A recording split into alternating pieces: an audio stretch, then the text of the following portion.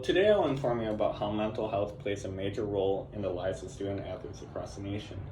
Many factors go into how an athlete goes about their daily lives in college, such as their training schedule, eating habits, study time, classes, and what's going on back at home.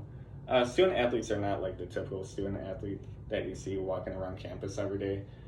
Usually they have a big baggy hoodie around their head and earbuds playing loud music so no one would be a distraction to them. But although I cannot really specify what kind of challenges that normal students face daily, student athletes are faced with more unique challenges throughout their collegiate careers. So if you go up to any student athlete on campus and ask them what the brick wall is, they can tell you that this is no fun whatsoever. The brick wall is usually, it happens throughout your freshman or sophomore years, and it's usually something that you never face in your entire life. Usually it's when homework starts to pile on and you feel really unmotivated and your coach starts to hound you no matter what. So in my experience, facing many challenges outside and inside of the classroom were the most important part of my career. So I faced many difficulties with sleeping, catching up on work, and trying to be that perfect student athlete that every coach wants you to be. So today we'll be talking about how student athletes should have the proper resources to combat such mental challenges experienced throughout their tenure in college, what my experience was like throughout my first 2 years of being a student athlete, and what is the proper way to help a fellow athlete, and how to understand what the warnings are in the first place. So according to the NCAA, about 30% of 195,000 respondents to a survey reported they felt depressed in the last 12 months, and 50% reported of being overwhelmed and having anxiety during that same period. So according to this quote from the NCAA, student athletes are faced with more unique challenges than those of normal students. So challenges arise with teammates, coaches showing up to practice.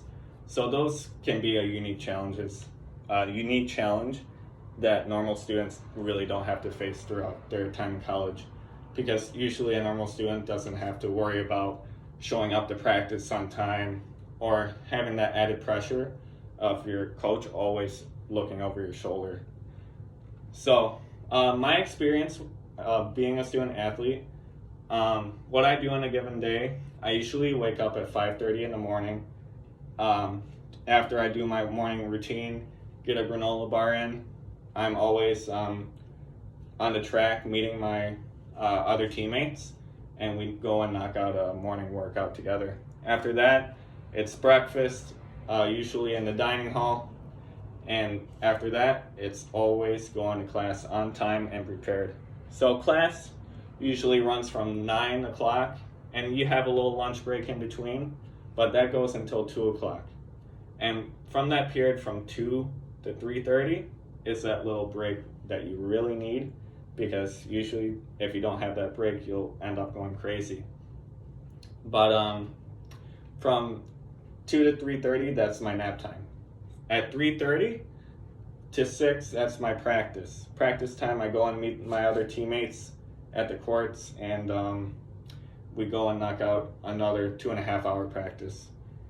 And by then, you have to give 110% of your energy. No matter how tired you are, you always have to work hard. So many coaches have different standards. Maybe one coach emphasizes grades over sports. So in my experience, at my first college, my coach always stressed grades over being an athlete, because she always said that you are here to get your degree first. So for me, I'm very lucky to not experience hardships like other athletes that I know going through such depressive states or any sort of experience that is really associated with that. But you should really know the warning signs that are going through. Maybe a teammate is having a rough day at practice. You should know if this is going to continue throughout the next week or maybe a month, or a semester, but you should not let it go that long. You should always recognize those issues. They're really critical to a person's health and future lifestyle. Coaches mandating optional practices, which aren't optional to the whole team, but instead the team still shows up. So the NCAA has a set standard of 20 maximum hours that you must go and practice. But usually coaches do optional workouts that you have to attend, because since your other teammates are there, you have to go. So this plays a really major role because this exceeds that 20-hour mark. Because if you tend to overload, then it will really affect your mental health in the long run.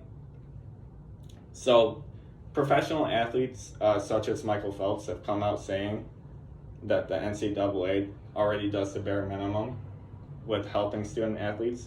He went to the University of Arizona and he stated that the NCAA and other organizations really need to come out and adhere to what the student athlete body is trying to tell them.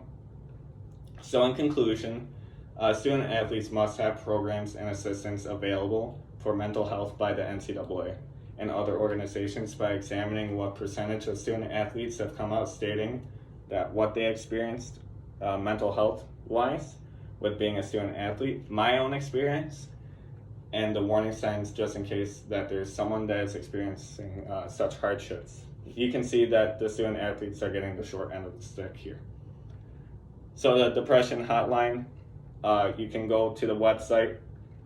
If you look up depression hotline, there will always be someone there looking for you.